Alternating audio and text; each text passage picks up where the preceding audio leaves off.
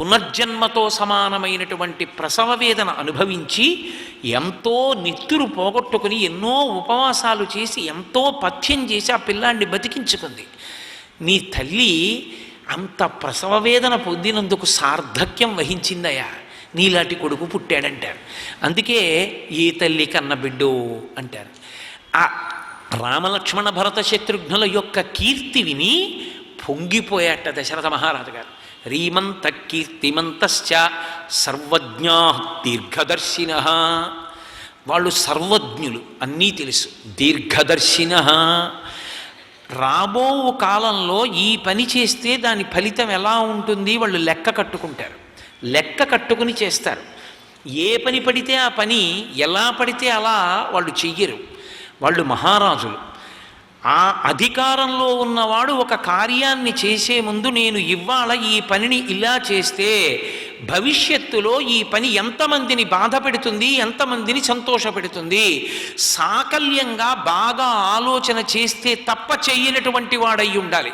తప్ప అధికారం ఉన్నది కదా అని ఓ కుర్చీలో కూర్చున్నాను కదా అని తనకు నచ్చిన విషయాన్ని నిర్ణయంగా చేసేస్తే లోకం బాధపడుతుంది.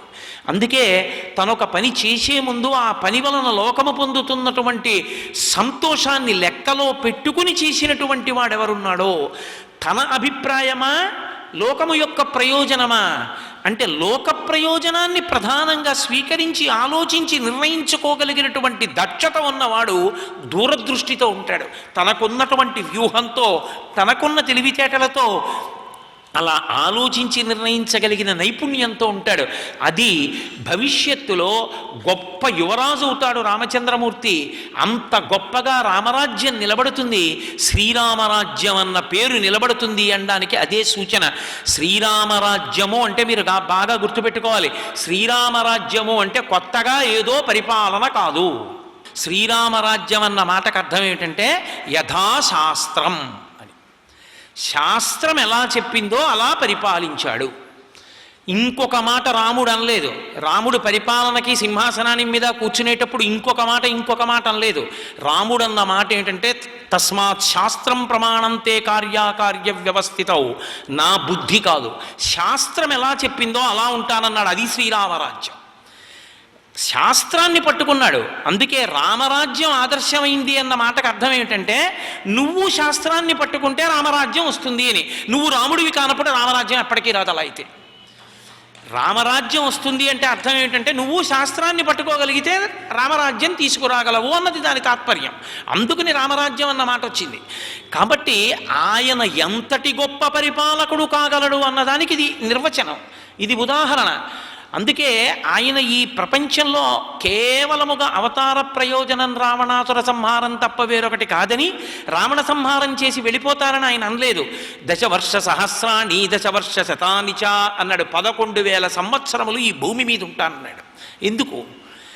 పరిపాలన దగ్గర నుండి సంతానమును పొందడం దగ్గర నుంచి ధర్మాన్ని నిలబెట్టడం వరకు ఒక మనుష్యుని యొక్క గొప్పతనాన్ని చూపించడానికి నరుని యొక్క జన్మ అవహేళన చేయబడినప్పుడు నరుని యొక్క జన్మ ప్రాశస్త్యాన్ని ఎలుగెత్తి చాటినటువంటి మహాపురుషుడు రామచంద్రమూర్తి. అందుకే రామచంద్రమూర్తికి నమస్కరించని నరుడు నరుడే కాడు. అసలు మనుష్యత్వం ఎంతకాలం బతుకుతుంది అంటే రామాయణం విన్నన్నాళ్ళు, రామాయణం చదువుకున్నన్నాళ్ళు, రామాయణం పాటింపబడినన్నాళ్ళు. రామాయణాన్ని విడిచిపెట్టేసిన నాడు జాతి యందు మనుష్యత్వం ఉండదు, రాక్షసత్వము ప్రబలుతుంది. అంత గొప్పది రామావతారం.